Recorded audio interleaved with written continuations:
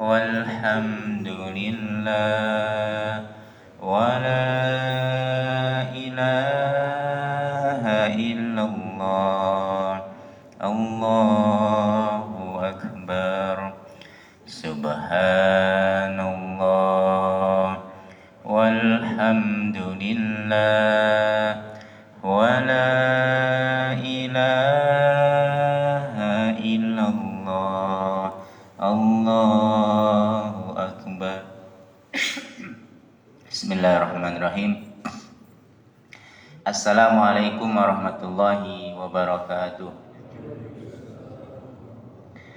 Alhamdulillahi rabbil alamin wa bihi nasta'in ala umuri dunya waddin wassalatu wassalamu ala asyrafil anbiya wal mursalin sayyidina Muhammadin wa ala alihi wa ashabihi ajma'in. Allahumma salli wa sallim ala Muhammadin wa ala alihi wa ashabihi ajma'in, amma ba'd. Alhamdulillah, puji syukur kehadirat Allah Subhanahu wa taala yang masih memberikan kepada kita semuanya kesempatan dan diizinkan Allah Subhanahu wa taala pada pagi hari ini di waktu yang mulia di subuh hari kita bisa melaksanakan jamaah salat subuh, dan insyaallah akan dilanjutkan dengan mengikuti kajian syuruk. Dan alhamdulillah hadir di tengah-tengah kita Ustadz Dr. Ahmad Rahman. Alhamdulillah.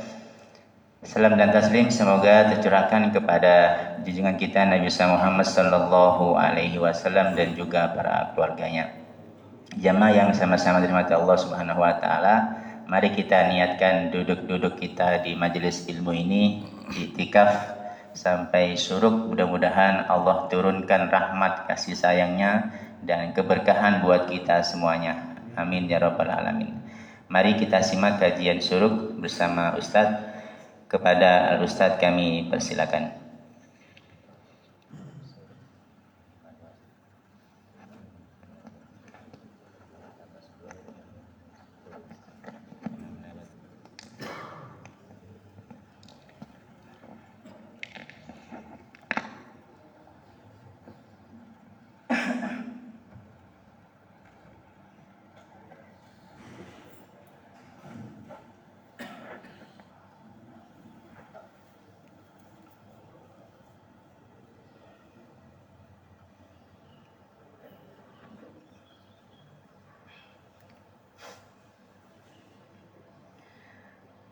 Bismillahirrahmanirrahim. Assalamualaikum warahmatullahi wabarakatuh.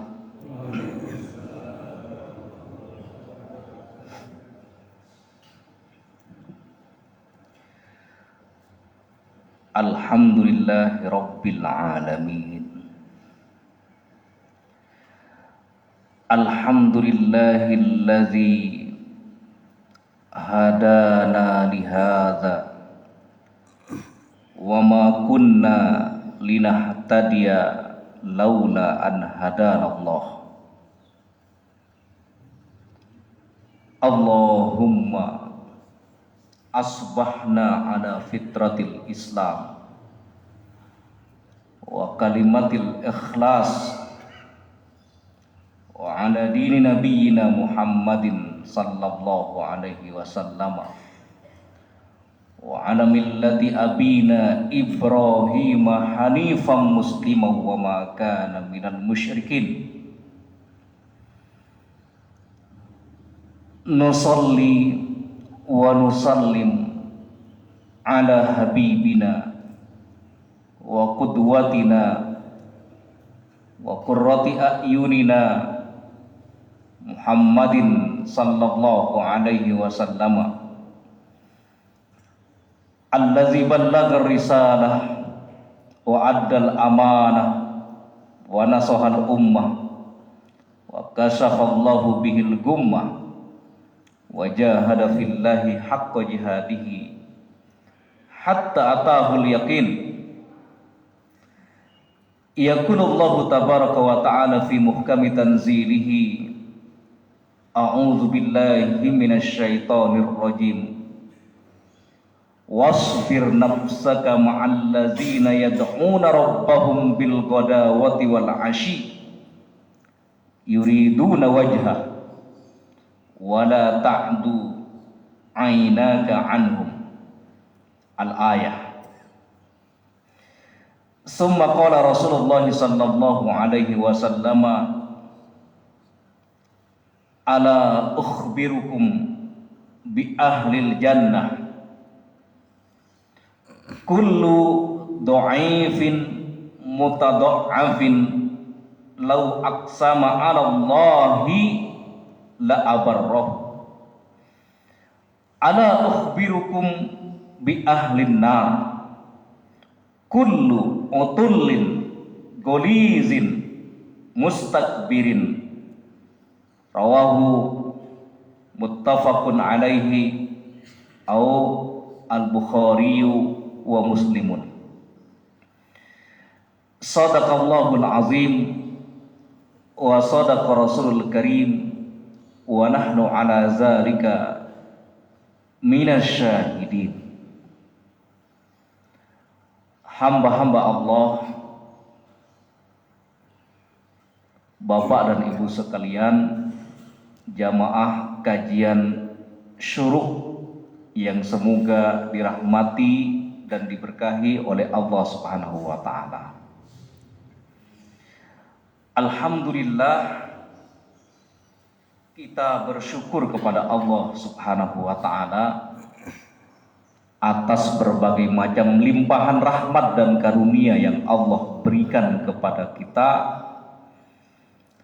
Sampai detik ini dengan izin Allah Subhanahu wa taala, jasad dan ruh kita belum terpisah. Barusan kita telah mendengar pengumuman atas wafatnya saudara kita. Dan jamaah sekalian, atas izin Allah Subhanahu wa taala, jasad dan ruh kita belum terpisah. Itu artinya Allah Subhanahu wa taala memberikan peluang kepada kita, memberikan kesempatan kepada kita agar kita gunakan untuk berlomba-lomba mempersembahkan amal-amal yang terbaik untuk Allah Subhanahu wa taala. Kesempatan hidup yang Allah berikan kepada kita agar kita gunakan untuk melipat gandakan amal-amal soleh kita, dan kita gunakan untuk mempersiapkan diri menghadapi kematian. Dan tidak ada bekal yang terbaik untuk menghadap Allah Subhanahu wa taala selain ketakwaan kita kepada Allah Subhanahu wa taala. Oleh karenanya dalam sebuah ayatnya yang sangat terkenal, karena sering dibaca oleh para khatib, para muballigh, para dai, Allah Subhanahu wa taala memberikan pesan wasiat kepada kita semuanya, wa tazawwadu fa inna khairaz zadi taqwa. Perbanyaklah kalian bekal, hendaknya kalian memperbanyak bekal, dan sebaik-baik bekal untuk menghadap Allah Subhanahu wa taala yaitu ketakwaan kita kepada Allah Subhanahu wa taala. Kita berdoa kepada Allah Subhanahu wa taala semoga hadirnya kita dalam majelis ini dicatat oleh Allah Subhanahu wa taala sebagai amal soleh yang kelak pada hari kiamat akan memperberat timbangan kebaikan kita. Amin amin ya rabbal alamin. Bapak dan Ibu sekalian, pagi ini kita akan melanjutkan kajian kitab Nuzhatul Muttaqin Syarhu Riyadhis Shalihin. Dan pagi ini kita akan membahas tentang babu fadli dha'fatil muslimin wal fuqara'i wal khamilin. Bab pentingnya berlemah lembut kepada kaum muslimin, wabil khusus orang-orang yang fakir, dan juga berlemah lembut kepada orang-orang yang tidak dikenal secara publik. Bapak dan Ibu sekalian, ketika penulis kitab Riyadhus Shalihin yaitu Al-Imam An-Nawawi membahas tentang keutamaan pentingnya berlemah lembut kepada orang-orang yang beriman, ternyata beliau menekankan agar kita sebagai kaum muslimin juga punya perhatian yang lebih kepada al-fuqara, kepada orang-orang yang fakir, dan juga al-khamilin, orang-orang yang punya hubungan dekat dengan Allah Subhanahu wa taala tetapi mereka tidak dikenal oleh masyarakat. Bapak dan Ibu sekalian yang dirahmati oleh Allah Subhanahu wa taala, Imam An-Nawawi penulis kitab Riyadhus Shalihin ketika membahas pentingnya berlemah lembut kepada orang-orang yang beriman, beliau pertama kali mengutip surat Al-Kahfi ayat yang kedua, di mana Allah Subhanahu wa taala berfirman, a'udzubillahi minasyaitonir rajim. Wasbir nafsaka ma'al ladzina yad'una rabbahum bil ghadawati wal 'ashi yuriduna wajhahu wala ta'du 'ainaka anhu. Allah Subhanahu wa taala berfirman, wasbir nafsaka.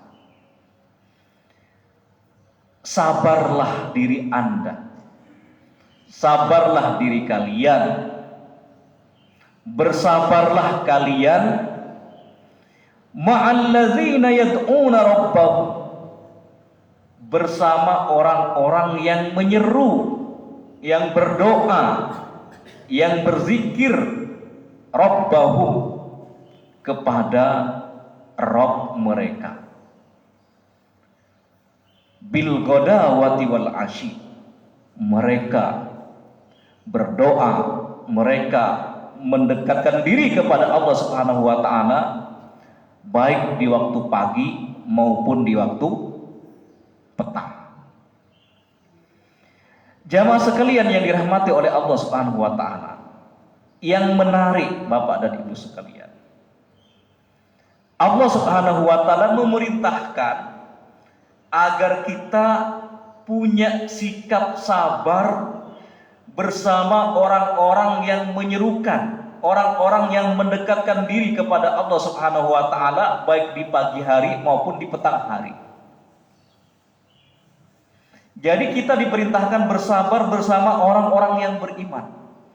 Kita diperintahkan untuk bersabar ketika bergaul, berinteraksi dengan orang-orang yang beriman, dengan sesama kaum muslim. Karena jamaah sekalian, ketika kita berinteraksi dengan sesama orang-orang yang beriman, itu bukan berarti tidak ada problematika, bukan berarti tidak ada masalah.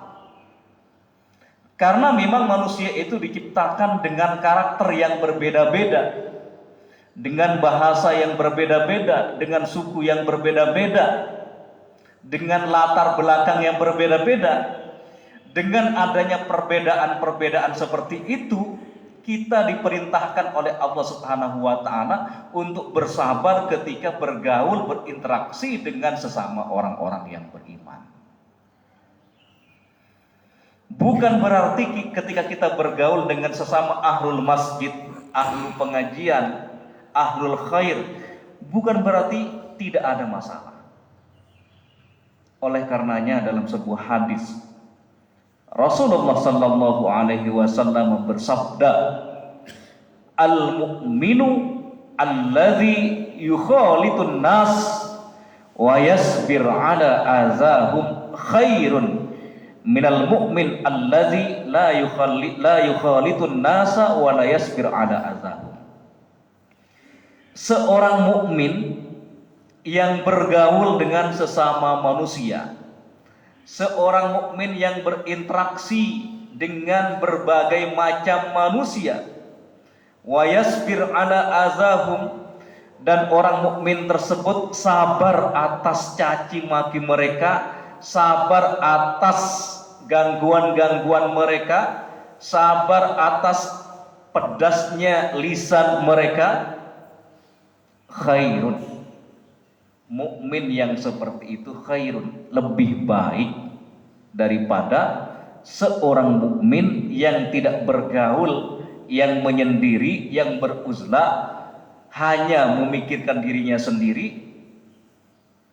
Jadi mukmin yang bergaul, yang berkomunitas, yang berorganisasi, yang berjamaah dan seterusnya, itu lebih baik daripada mukmin yang menyendiri, yang beruzlah dan tidak sabar atas gangguan ketika berinteraksi dengan orang lain. Nah, jamaah sekalian yang dirahmati oleh Allah Subhanahu wa taala, yang menarik, Allah Subhanahu wa taala dalam surat Al-Kahfi ini memerintahkan kita agar punya kesabaran ketika berinteraksi, ketika bergaul dengan sesama orang-orang yang beriman.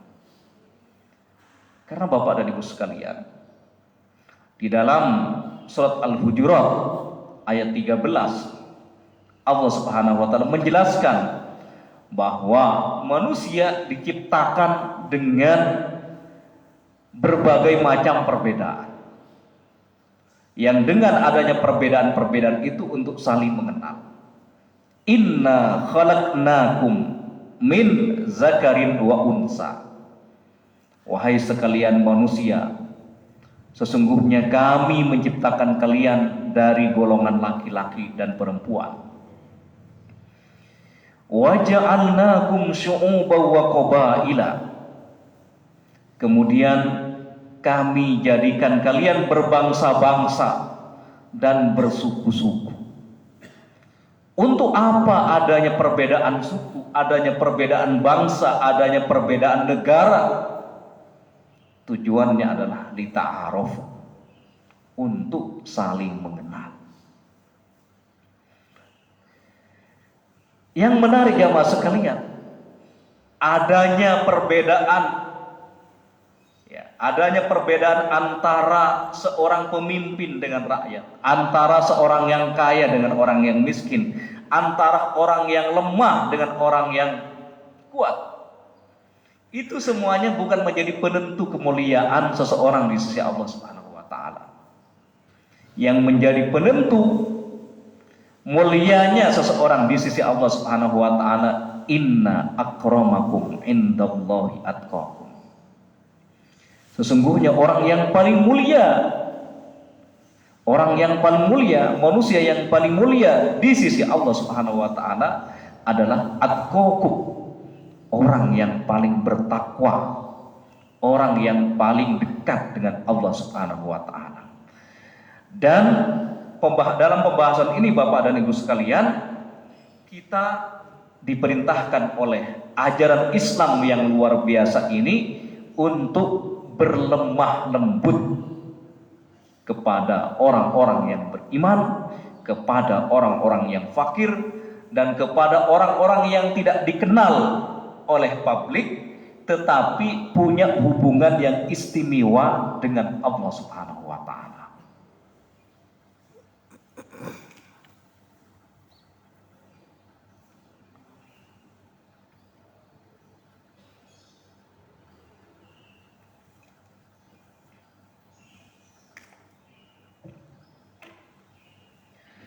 Bapak dan Ibu sekalian yang dirahmati oleh Allah Subhanahu wa taala. Kemudian Al-Imam An-Nawawi, penulis kitab Riyadhus Shalihin ini, mengutip hadis Rasulullah sallallahu alaihi wasallam yang diriwayatkan oleh sahabat Harisah bin Wahab. Wa an Harisata ibni Wahbin radhiyallahu anhu dari sahabat Harisah ibnu Wahab, semoga Allah meridhoinya. Qala, ia berkata, sami'tu Rasulullah sallallahu alaihi wasallam yaqul, aku mendengar Rasulullah sallallahu alaihi wasallam bersabda. Apa sabda Nabi, Bapak dan Ibu sekalian? Nabi bersabda, ala ukhbirukum bi ahlil jannah. Maukah aku beritahukan kepada kalian, maukah aku informasikan kepada kalian tentang karakter penduduk surga? Jadi suatu ketika Rasulullah sallallahu alaihi wasallam menyampaikan kepada sahabatnya tentang karakteristik, watak, tabiat, sifat yang dimiliki oleh penduduk surga. Tapi ketika Rasulullah sallallahu alaihi wasallam ingin menginformasikan karakter penduduk surga kepada para sahabatnya, Nabi terlebih dahulu cara mengajarkan Nabi kepada para sahabatnya itu dengan bertanya, ana ukhbirukum bi ahlil jannah. Wahai sahabat-sahabatku semuanya, maukah aku tunjukkan kepada kalian, maukah aku informasikan kepada kalian tentang karakteristik watak penduduk surga? Rasulullah sallallahu alaihi wasallam bersabda, kullu dhaifin, di antara karakteristik atau watak tabiat penduduk surga itu, kata Nabi, kullu dhaifin, orang yang lemah, orang yang lemah secara ekonomi tapi punya hubungan yang kuat dengan Rabb-nya, punya hubungan zikir yang kuat dengan Allah Subhanahu wa taala. Jadi orang yang lemah di sini, Bapak dan Ibu sekalian, bukan orang yang lemah iman, bukan orang yang lemah keislamannya, tetapi lemah secara ekonomi, lemah secara stratifikasi sosial, tidak dikenal oleh masyarakat, tetapi punya hubungan yang istimewa dengan Allah Subhanahu wa taala. Maka kita harus waspada dan hati-hati dengan orang yang seperti ini. Oleh karenanya kalau kita mengacu kepada sirah sahabat, ternyata di antara orang-orang yang memiliki iman yang membaja, iman yang kuat itu adalah para budak. Orang-orang yang tidak dipandang oleh manusia, mereka adalah para budak. Tetapi karena mereka punya keimanan yang membaja, punya imanan yang kuat, mereka mendapatkan kemuliaan di sisi Allah Subhanahu wa taala. Kita ambil contoh bagaimana kekuatan iman dari Bilal bin Rabah. Bilal bin Rabah ini adalah seorang budak yang hitam. Ketika Bilal ini mendapatkan siksaan yang sangat berat dari majikannya, kata-kata yang keluar dari Bilal bin Rabah itu adalah ahadun, ahadun, ahadun. Allah Maha Esa, Allah Maha Esa, Allah Maha Esa. Itu diulang-ulang oleh Bilal bin Rabah, menandakan kekuatan tauhid yang ada pada Bilal bin Rabah.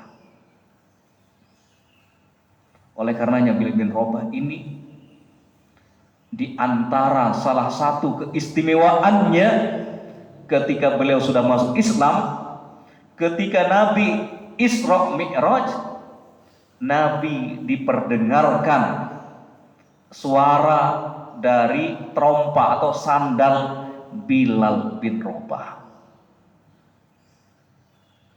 Ketika Rasulullah SAW selesai Isra Mi'raj, Rasulullah SAW bertanya kepada Bilal bin Rabah, "Wahai Bilal bin Rabah, saya mendengar suara sandal Anda di surga. Apa amalan rahasia yang Anda lakukan sehingga Anda menjadi penduduk surga?" Kemudian Bilal bin Rabah menjawab, "Wahai Nabi, sesungguhnya saya tidak memiliki amalan yang istimewa, tapi ada suatu amalan yang tidak pernah saya tinggalkan," kata Bilal bin Rabah. "Apa amalan itu, Bapak dan Ibu sekalian?" Kata Bilal bin Rabah, "Setiap saya selesai berwudu, saya senantiasa melaksanakan sholat sunnah. Itulah yang dikenal dengan sholat sunnah wudu." Dan jadi setiap kali Bilal bin Rabah batal wudunya, beliau memperbaharui wudunya. Setelah itu beliau melaksanakan sholat sunnah wudu. Inilah yang disebut dalam istilah ilmu hadis dengan sunnah takririyah, yaitu sunnah yang bersumber dari ucapan, perbuatan sahabat, kemudian mendapatkan persetujuan Rasulullah Sallallahu Alaihi Wasallam. Inilah yang disebut dengan sunnah takririyah. Sunnah yang bersumber dari ucapan dan perbuatan sahabat yang mendapatkan ACC, persetujuan Rasulullah Sallallahu Alaihi Wasallam. Sunnah takririyah. Jadi Bapak dan Ibu sekalian, Islam ini, dakwah Islam ini juga ditopang oleh orang-orang yang lemah secara ekonomi tetapi punya semangat untuk membela ajaran Islam ini. Dan itu kalau kita mengacu kepada sirah, kita menemukan sosok Bilal bin Rabah. Begitu juga Bapak dan Ibu sekalian, di antara orang-orang yang lemah secara ekonomi itu adalah Ammar bin Yasir. Ammar bin Yasir ini keluarganya mendapatkan siksaan yang luar biasa, yang sangat berat, sehingga ibunya yang bernama Sumayyah itu menjadi awwalu syahidah fil Islam. Wanita yang pertama kali syahid dalam Islam itu adalah Sumayyah. Betapa beratnya siksaan yang dihadapi oleh Ammar bin Yasir, sampai Ammar bin Yasir ini pura-pura murtad. Lisannya mengatakan kekafiran tetapi hatinya tetap mantap dengan keislaman. Sehingga itulah yang menyebabkan beliau itu merasa gelisah sehingga mendatangi Rasulullah SAW. Bagaimana status keimanannya? Apakah dia termasuk orang yang murtad atau masih dalam kondisi iman? Karena hatinya tetap beriman kepada Allah Subhanahu wa taala dan hanya lisannya yang pura-pura murtad. Dalam kondisi seperti ini, Rasulullah sallallahu alaihi wasallam menunggu wahyu. Kemudian turunlah wahyu yang menjelaskan bahwa orang-orang yang terpaksa lisannya mengucapkan kata-kata murtad tapi hatinya tetap beriman, maka dia tetap dianggap sebagai orang yang beriman. Dari sinilah Bapak dan Ibu sekalian lahir sebuah kaidah dalam ilmu qawaid fiqhiyah, yaitu ad-daruratu tubihul mahzurat. Dalam kondisi darurat, dalam kondisi terpaksa, seseorang dibolehkan melakukan sesuatu yang awalnya diharamkan. Tapi darurat di sini Bapak dan Ibu sekalian dikatakan oleh Al-Imam As-Suyuti dalam kitab Al-Ashbah wan Nazair, yang dikatakan darurat itu adalah bulughuhu haddan izlam yatanawal al-mamnu halaka au qaraba. Yang dikatakan kondisi darurat dalam pandangan As-Suyuti dalam kitab Al-Ashbah wan Nazair, bulughu haddan, suatu kondisi yang menyebabkan, yang mengantarkan pada batas. Apa batasannya? Izlam yatanawal al-mamnu halaka au qoroba. Suatu kondisi apabila seseorang tidak mengkonsumsi atau tidak melakukan perkara-perkara yang haram, menyebabkan halaka, menyebabkan kematian, au qoroba, atau hampir-hampir menyebabkan kematian. Jadi darurat itu Bapak dan Ibu sekalian adalah, batasannya adalah ketika mengancam jiwa seseorang. Dan ancaman itu secara rasional memang benar-benar menyebabkan kematian. Misalkan kalau kita diminta untuk murtad, kita diancam dengan pistol. Itu kan secara logika pistol itu mematikan. Tapi kalau kita diancam dengan sapu lidi, Bapak dan Ibu sekalian, itu nggak termasuk darurat. Hanya diancam dengan misalkan botol air, kamu harus murtad. Itu nggak termasuk darurat. Darurat itu adalah kondisi yang menyebabkan seseorang itu kalau tidak melakukan perkara-perkara yang dosa, perkara-perkara yang haram, itu menyebabkan kematian. Nah, dalam ilmu usul fikih, dalam qawaid fikhiyah, di bawah darurat itu adalah hajat. Hajat. Kalau darurat itu patokannya adalah ketika tidak melakukan perkara yang haram menyebabkan kematian. Kalau hajat itu ketika seseorang tidak melakukan perkara-perkara yang haram menyebabkan masyaqqah, menyebabkan kesulitan, menyebabkan ada masyaqqah, kesulitan yang akan didapatkan. Misalkan begini Bapak dan Ibu sekalian, masyaqqah itu atau hajat itu. Misalkan istri kita, ya, istri kita dalam kondisi hamil misalkan, dan akan diperiksakan kepada seorang dokter laki-laki, karena di tempat itu tidak ada dokter perempuan.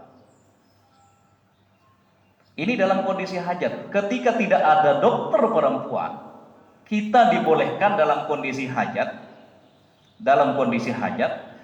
memeriksakan istri kita yang sedang hamil kepada dokter kandungan laki-laki. Itu dibolehkan.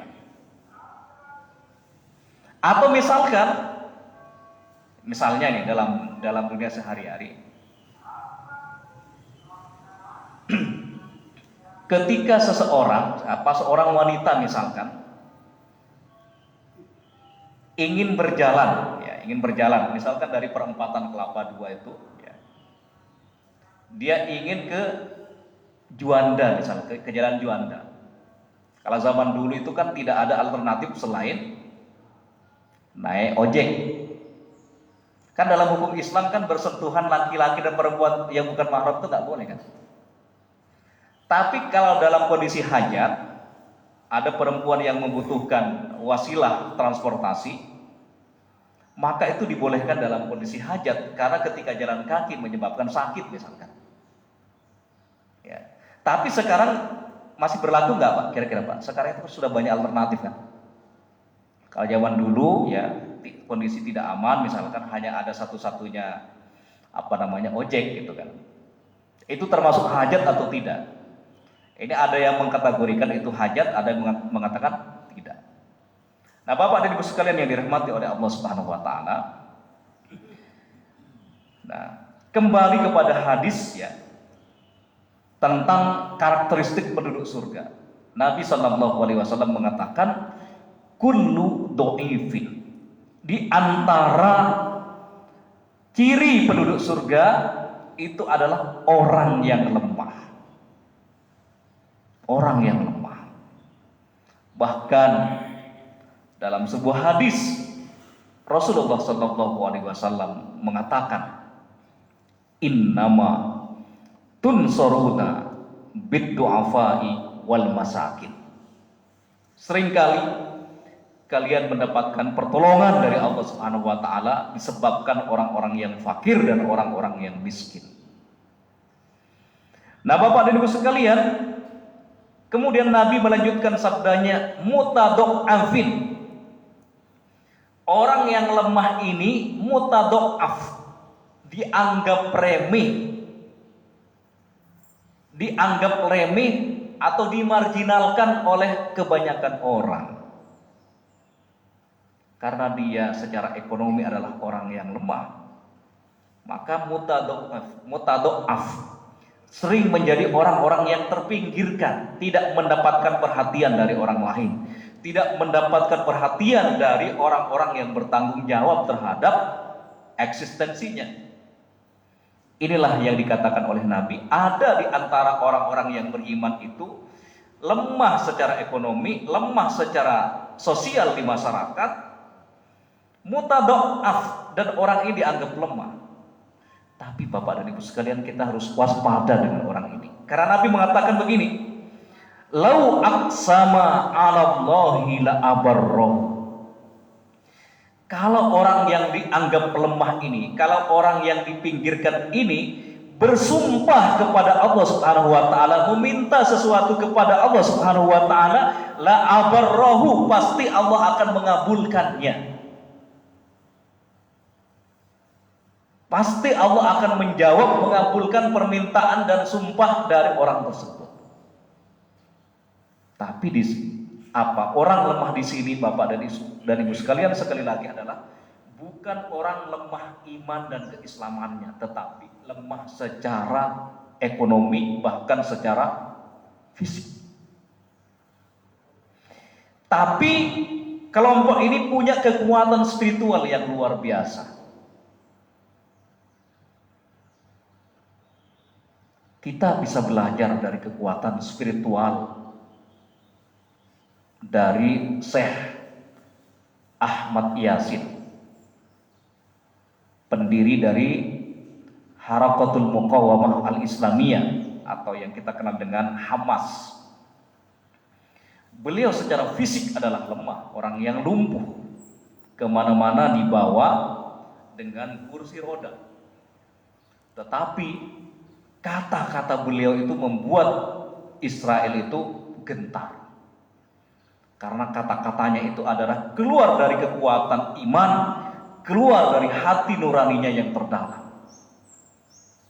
Bahkan kalau kita mendengar suaranya seperti apa, itu suaranya itu berubah, tidak menggelegar lagi, karena mendapatkan siksaan yang berat dari agresor Israel.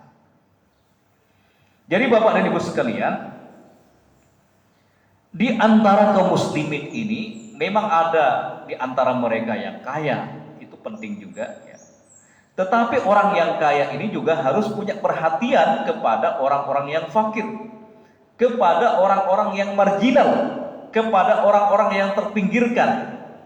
Ya, mereka hidupnya secara duniawi yang katakanlah tidak layak. Tetapi ada di antara mereka, Islam mengingatkan kepada kita bahwa ada di antara mereka orang-orang yang lemah, punya komitmen keislaman yang luar biasa. Jadi Bapak dan Ibu sekalian, Nabi menginformasikan kepada para sahabatnya, dan ini informasi kepada kita semuanya, bahwa di antara penduduk surga itu adalah kullu dhaifin mutadha'afin. Orang yang lemah, yang dianggap remeh, yang dianggap lemah oleh orang lain, dimarginalkan oleh orang lain. Tapi keistimewaannya, lau aqsama 'alallahi la abarrahu.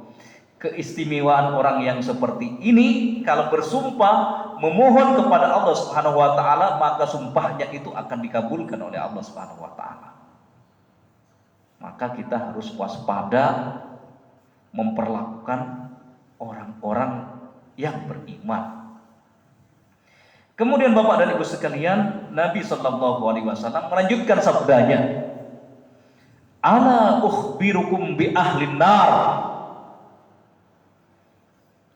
Maukah aku tunjukkan kepada kalian watak dan tabiat dari penduduk neraka?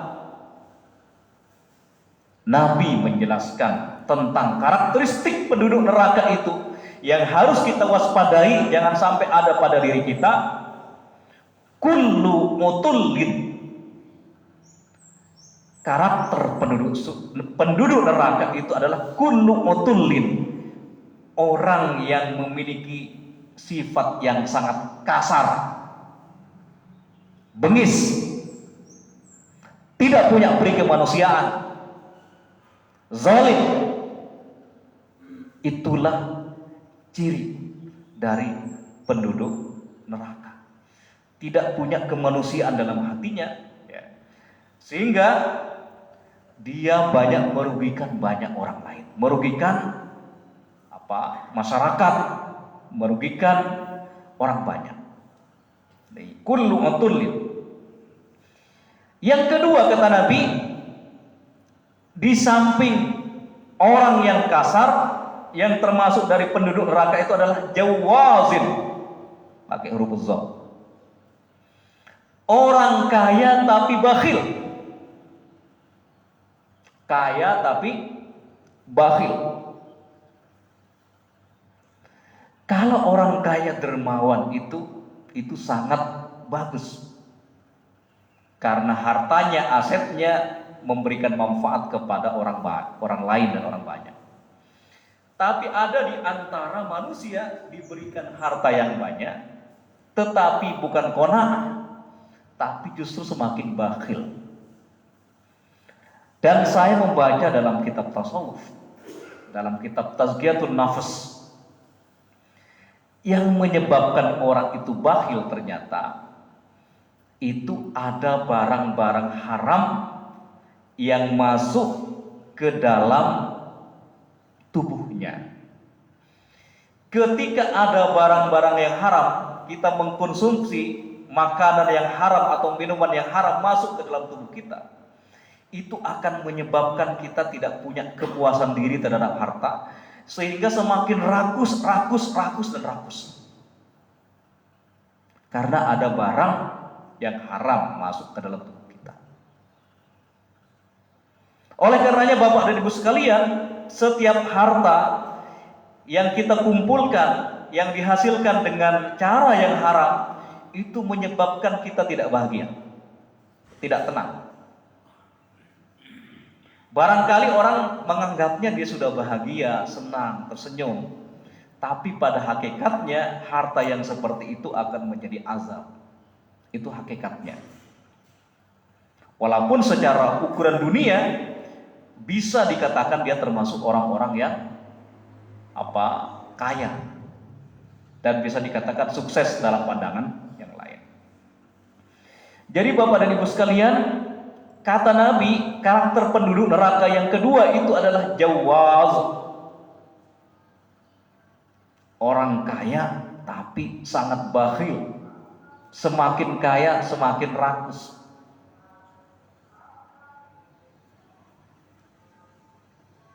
Dan kalau kita misalkan perhatikan, ya, ada di sebuah keluarga, ketika terjadi pembagian warisan, kan biasanya anak yang paling besar itu kan sudah mapan. Dalam keluarga biasanya anak yang paling besar itu biasa sudah mapan. Dan biasanya anak bontot yang paling kecil itu biasanya masih baru kuliah atau baru sekolah gitu kan. Tapi Bapak dan Ibu sekalian, ada di sebuah keluarga ketika pembagian warisan, ini yang paling tua, yang paling kaya ini justru paling pelit, Pak. Paling pelit, paling gak terima kalau adik-adiknya itu mendapatkan warisan. Akhirnya mereka itu ingin dibagi rata begitu kan. Karena ada itu banyak akal-akalan juga di masyarakat. Ada orang tuanya lagi sakit, mungkin dianggap akan meninggal dunia, akhirnya diminta tanda tangan untuk bagi-bagi hibah agar dibagi rata. Karena kalau warisan nanti kan laki-laki itu mendapatkan lebih banyak daripada perempuan. Akhirnya diakal-akalin juga. Orang tuanya dalam kondisi sakit, diminta tanda tangan bermatrai agar semua anaknya mendapatkan harta yang sama, baik laki-laki dan perempuan. Ini kurang adab ini. Orang udah orang sakit mestinya didoakan, ini malah minta tanda tangan yang ada matrainya, Pak. Itu gara-gara provokasi anak yang paling tua, yang paling kaya. Tidak memikirkan adik-adiknya yang baru kuliah, masih perjalanannya panjang gitu kan. Itu bahan evaluasi bagi kita. Yang membuat kita itu semakin rakus itu ketika ada barang haram yang masuk ke dalam tubuh kita. Memang sih pada prinsipnya manusia itu punya ketertarikan kepada harta. Itu pasti. Karena harta itu kan dari kata malayamilu mailan. Condong. Orang itu condong kepada harta itu pasti. Tetapi Islam ya memberikan acuan, memberikan pedoman kepada kita agar kita tetap dalam koridor ajaran-ajaran Islam. Jadi Bapak dan Ibu sekalian, yang kedua tadi, ciri penduduk neraka itu adalah orang kaya tapi sangat bakhil. Kalau orang sudah bakhil, itu dia akan cenderung menyebabkan menghalalkan segala cara demi mendapatkan sesuatu. Berikutnya Bapak dan Ibu sekalian, mustakbirin. Ciri penduduk neraka yang ketiga dalam hadis ini adalah mustakbirin. Orang-orang yang sombong, orang-orang yang congkak. Istakbaro yastakbir istikbaran, bahwa mustakbir, orang-orang yang sombong. Bayangkan kalau keras kepala, sifat bakhil dan sombong ini ada pada seseorang, melekat pada diri seseorang, ini akan menimbulkan kerusakan yang sangat dahsyat. Ada sifat keras kepala, tidak mempan dengan nasihat, sudah punya sifat bakhil, ditambah lagi dengan sifat sombong. Ini bahaya nih. Karena kalau orang itu orang biasa, ya, orang yang tidak punya power itu sombong, itu efeknya tidak terlalu bahaya. Tapi ketika ada orang kaya, punya power, punya kekuatan, punya kekuasaan, sombong, itu bahaya. Keras dan sombong dan bakhil itu mendatangkan mafsadah yang luar biasa. Oleh karenanya Nabi Shallallahu Alaihi Wasallam menekankan kepada kita agar kita menjadi orang-orang yang tawadu. Orang yang tawadu itu ada dua ciri Bapak dan Ibu sekalian. Yang pertama adalah rendah diri di hadapan Allah Subhanahu Wa Taala.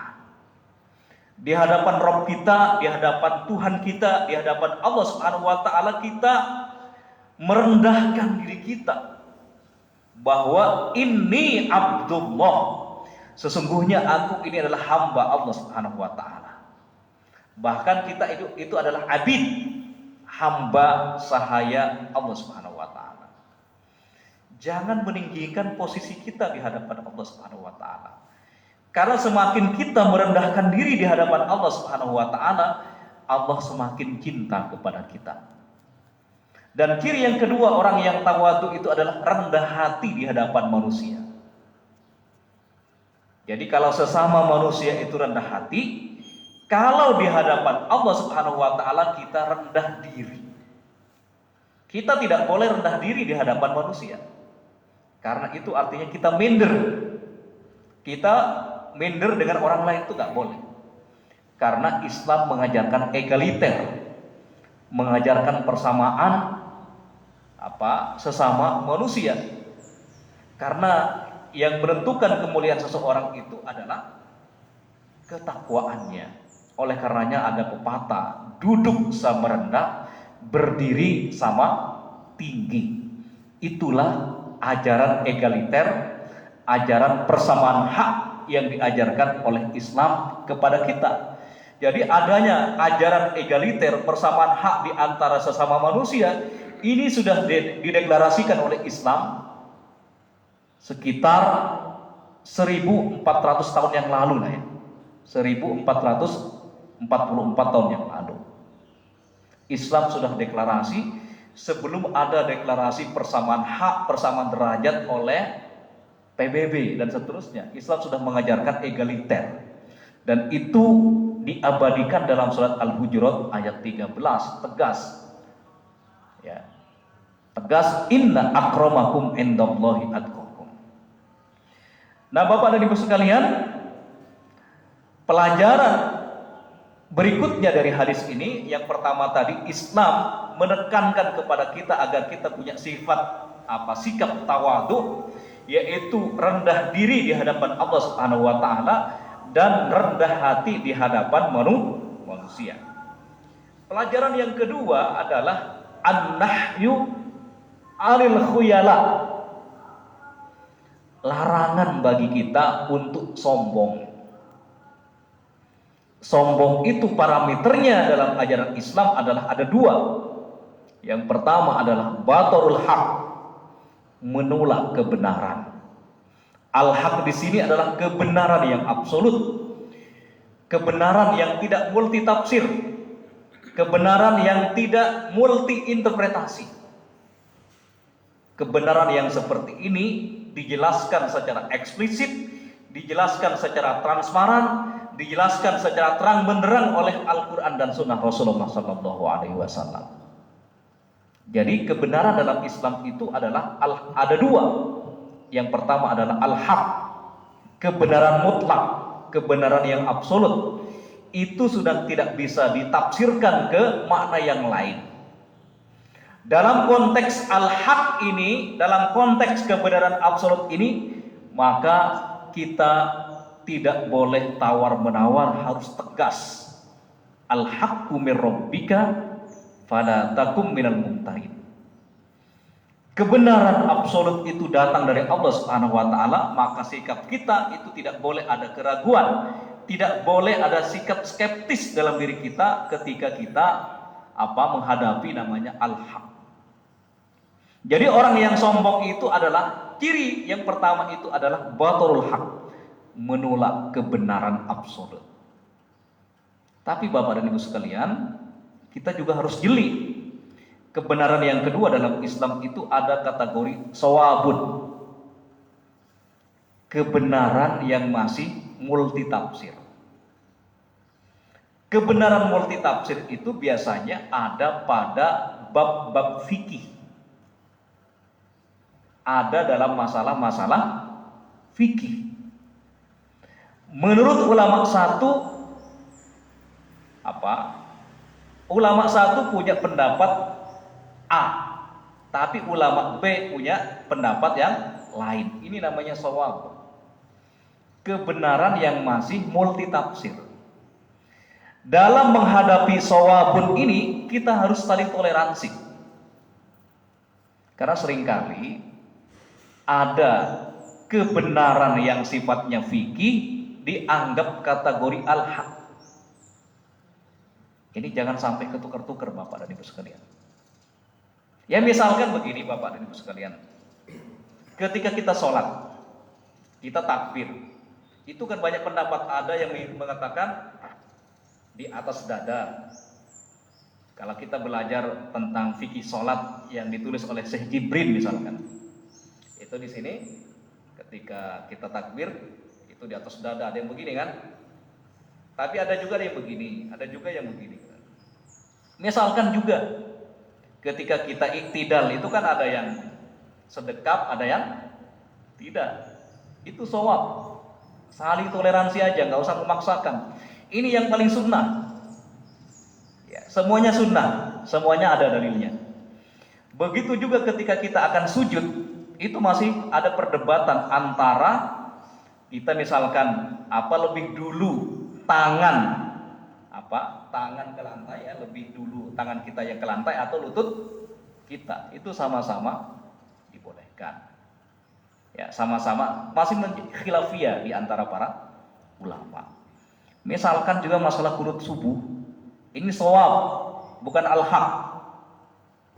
Ya, begitu juga terkait dengan halal bihalal, itu masih kategori shawab. Ya. Karena ini termasuk apa? Perbedaan pendapat di antara para ulama. Jadi kita harus jeli membedakan mana kebenaran yang tidak bisa ditawar-tawar dan kebenaran yang sifatnya itu multitafsir, masih menjadi perdebatan di antara para ulama. Ketika kita bisa melakukan diferensiasi, membedakan antara kategori al-haq dengan shawab, maka kita akan punya sikap berislam dengan cara yang benar, cara yang moderat dalam arti tidak menyulit-nyulitkan dalam beragama, tetapi juga tidak memudah-mudahkan dalam beragama. Kita dalam kondisi pertengahan. Jadi kibir atau sombong dalam pandangan Rasulullah SAW adalah menolak kebenaran yang absolut. Dan yang kedua, orang yang sombong itu adalah waghamtun nas,